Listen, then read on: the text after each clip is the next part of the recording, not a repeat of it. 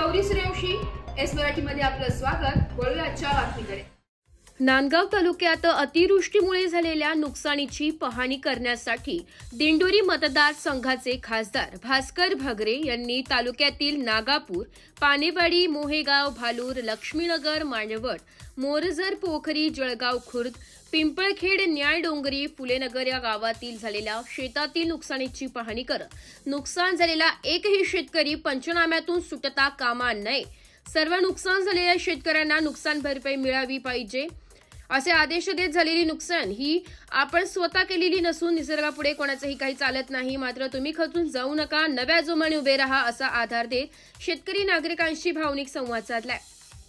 संपूर्ण तालुक्यात पावसाने अक्षरशः थैमान घातले।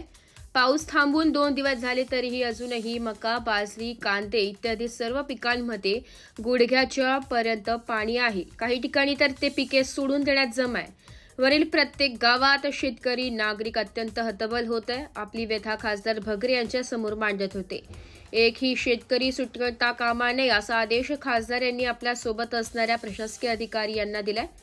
खासदार भगरे यांच्या समवेत राष्ट्रवादी शरद पवार गटचे तालुकाध्यक्ष महेंद्र बोरसे, तहसीलदार सुनील सौंदाणे, गटविकास अधिकारी खताळे, कृषी अधिकारी रवींद्र डमाळे, तलाठी सचिन ढगे, कृषी सहाय्यक रवींद्र गाहिरे, त्याचप्रमाणे सागर पवार, गोविंद सोमासे, सखाराम भुसनर, विठ्ठल आहेर, संजय आहेर, समाधान थेटे, दिनकर सोनवणे, योगेश सोनवणे आदी नागरिक उपस्थित होते। म्हणजे बऱ्यापैकी आपले 100% पंचनामे होणार आहे, त्याची काळजी करू नका। फक्त कोणी राहणार याची काळजी तुम्ही सगळ्यांनी घ्या।